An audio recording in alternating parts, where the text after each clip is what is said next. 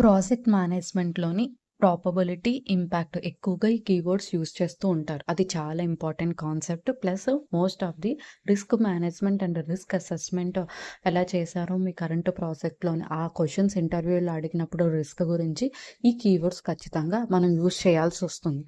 Video అన్నా 4 examples చెప్పాను. Check చేయండి. చాలా యూజ్‌ఫుల్‌గా మీకు అర్థమవుతుంది. అసల ప్రాపబిలిటీ అంటే ఏంటి? ఇంపాక్ట్ అంటే ఏంటంటే probability refers to A chance that A particular risk will అక్కర్ during the project management life cycle.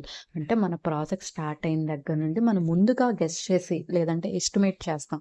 లేదంటే పర్టిక్యులర్‌గా చెప్పగలుగుతాం. ఇంత పర్సెంటేజ్‌లోని మన ప్రాజెక్ట్‌కి రిస్క్ వచ్చే అవకాశం ఉంటుంది అని. దాన్నే ప్రాపబిలిటీ అని అంటారు. ఇంకా అదర్ వర్డ్ ఏంటంటే how likely is this risk to happen to the current project.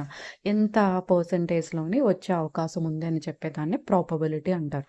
యూజువల్‌గా దాన్ని పర్సెంటేజ్‌తో కాలిక్యులేట్ చేస్తారు. లో, మీడియం, హై. ఓకేనా? And on the other hand impact refers to the severity of the risk if it is actually occurs. అంటే మన ప్రాజెక్ట్‌లోని already ఏదైనా risk వచ్చింది. Risk వచ్చాక మన ప్రాజెక్ట్‌కి దానివల్ల ఏంటి ప్రాబ్లమ్ అవుతుంది? దాన్నే ఇంపాక్ట్ అని అంటారు. సో, దాన్ని అదర్ వర్డ్స్‌లో ఎలా చెప్పచ్చు? Impact is nothing but if this risk happens how serious will the effect on the current project. అంటే మన కరెంట్ ప్రాజెక్ట్‌కి ఎంత ఎఫెక్ట్ ఉంటుంది? దాన్నే ఇంపాక్ట్ అని అంటారు. కరెంట్‌లీ ఇంపాక్ట్ ఒక పర్టిక్యులర్ కీ ఎలిమెంట్‌ని మనం యూజ్ చేసి చెప్పలేం. ప్రాజెక్ట్‌కి ఇంపాక్ట్ ఎన్ని రకాలుగైనా రావచ్చు. Such as cost, schedule, quality, scope and business operations. Cost అంటే ప్రాజెక్ట్ యొక్క బడ్జెట్. స్కెడ్యూల్ అంటే ప్రాజెక్ట్ యొక్క టైమ్‌లైన్. క్వాలిటీ మనం 100% క్వాలిటీలో ప్రాజెక్ట్ కంప్లీట్ చేయాలి. అది కూడా వన్ ఆఫ్ ది ఇంపాక్ట్ అవ్వచ్చు. అండ్ స్కోప్ ఒకవేళ క్లయింట్ కంటిన్యూస్‌గా స్కోప్ చేంజ్ చేస్తూ ఉంటే అది కూడా మన ప్రాజెక్ట్‌కి ఇంపాక్ట్ ఉంటుంది. And business operations ఇంకెనీ other operational వల్ల కూడా మన ప్రాజెక్ట్‌కి ఇంపాక్ట్ ఉండే అవకాశం ఉంది. సో, ఇవి అన్నీ కూడా ఇబ్బందులు వస్తూ ఉంటాయి. ఇంపాక్ట్ అనేది ఇబ్బందయితే. So, both probability and the impact must be considered together because a risk cannot be fully understood using only one of the factors. Only మనం ప్రాపబిలిటీ ఒకటే చూసి మనం రిస్క్ చెప్పలేం. ఓన్లీ ఇంపాక్ట్ చూసి రిస్క్ చెప్పలేం. 2 కంబైన్ చేస్తేనే మనం రిస్క్ చెప్పగలుగుతాం. For example risk may have a high probability but లో ఇంపాక్ట్. సపోజ్ మన ప్రాజెక్ట్‌కి ఒక రిస్క్ వచ్చింది. దానికి ప్రాబబిలిటీ ఏమో హై ఉంది. కానీ ఇంపాక్ట్ ఏమో లో ఉంది. అలా ఉన్న కేసెస్‌లోని so, there is no major damage. అంటే ఆ ప్రాజెక్ట్‌కొచ్చే రిస్క్‌లోనే ఎటువంటి డ్యామేజ్ ఉండదు.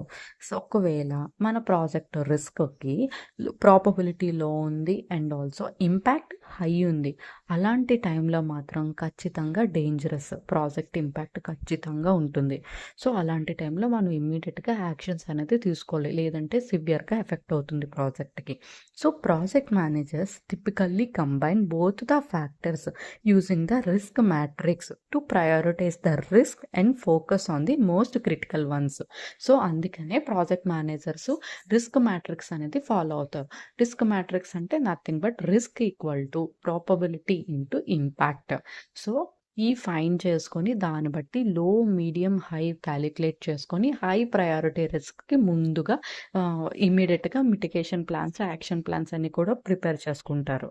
So, generally risk with high probability and the high impact are considerable as a more serious. So, ఏ ప్రాజెక్ట్‌కి అయితే risk, high probability, high impact ఉంటుందో అది వెరీ వెరీ ఇంపాక్టెడ్ రిస్క్. ఇమ్మీడియేట్‌గా యాక్షన్స్ అనేది తీసుకోవాలి. ఏ ప్రాజెక్ట్‌కి అయితే లో ప్రాబబిలిటీ, లో ఇంపాక్ట్ ఉంటుందో అది జస్ట్ మానిటర్ చేసుకుంటే సరిపోతుంది. దానికి అంత ఇంపాక్ట్ అనేది ఉండదు. For example a key resource is suddenly left the organization. అంటే బాగా వర్క్ చేస్తున్న ఎంప్లాయీ సడెన్‌గా మానేశారు. దాన్ని మనం ప్రాబబిలిటీ ముందుగా గెస్ చేయగలుగుతాం. ఒకవేళ సడెన్‌గా ఎవరైనా రిసోర్స్ మానేస్తే మన ప్రాజెక్ట్‌కి అప్పుడు మీడియంగా గెస్ చేస్తాం. 100% మానేస్తారనేది గెస్ చేయలేం. సో, దానిది ఎప్పుడూ కూడా మీడియం కింద ప్రాబబిలిటీ వస్తుంది. కానీ దాని ఇంపాక్ట్ ఎప్పుడు కూడా హై. ఎందుకంటే ఈ కీ రిసోర్స్ అంటే చాలా వర్క్ బాగా చేసే రిసోర్సే మానేస్తున్నాడు. సో, అలాంటి టైంలోనే మన రిస్క్ లెవెల్ ఎప్పుడు కూడా హైగా ఉంటుంది. ఎందుకంటే ప్రాజెక్ట్‌కి ఇంపాక్ట్ ఎక్కువ ఉంటుంది కాబట్టి. And another example, if the client is continuously change the scope or requirement changes, so probability ఎలా ఉంటుంది? హై. ఇందుకు మన ప్రాజెక్ట్ స్టార్ట్ చేసేటప్పుడు ఏ ప్రాజెక్ట్ కూడా యాజ్ పర్ ప్లాన్‌లో మోస్ట్ 100% జరగదు. కంటిన్యూస్‌గా క్లయింట్ అనేది స్కోప్ చేంజ్ చేస్తూ ఉంటాడు. సో అది ముందుగానే మనం 100% గెస్ చేసే ఛాన్స్ ఉంటుంది. అందుకనే దానికి ప్రాబబిలిటీ ఎప్పుడూ కూడా హై ఉంటుంది. కానీ ఇంపాక్ట్ ఎందుకు మీడియం అని ఉంటదంటే, మనం ఆల్రెడీ గెస్ చేసాం కాబట్టి దాని పరంగానే మనం వర్క్ అనేది స్టార్ట్ చేస్తూ ఉంటాం. సో అందుకే మీడియం. సో అలాంటి టైంలో రిస్క్ కూడా హైగానే ఉంటుంది. ఎందుకంటే కంటిన్యూస్‌గా క్లయింట్ చేంజ్ చేసేస్తుంటే మనకి సడెన్‌గా ప్రాబ్లమ్ అవుతుంది.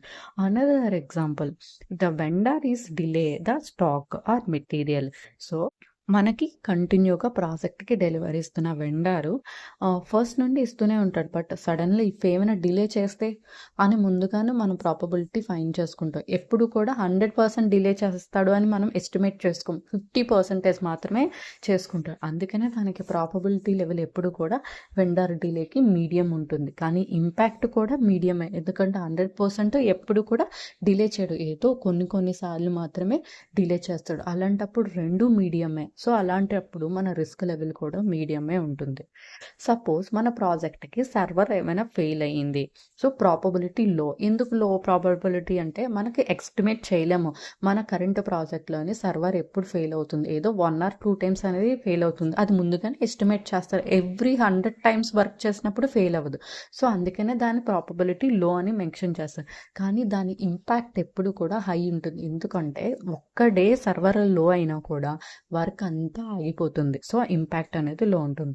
సో అలాంటి లో, హై ప్రాబబిలిటీ అండ్ ఇంపాక్ట్ ఉండేటప్పుడు రిస్క్ లెవెల్ ఎప్పుడు కూడా మీడియంలో ఉంటుంది.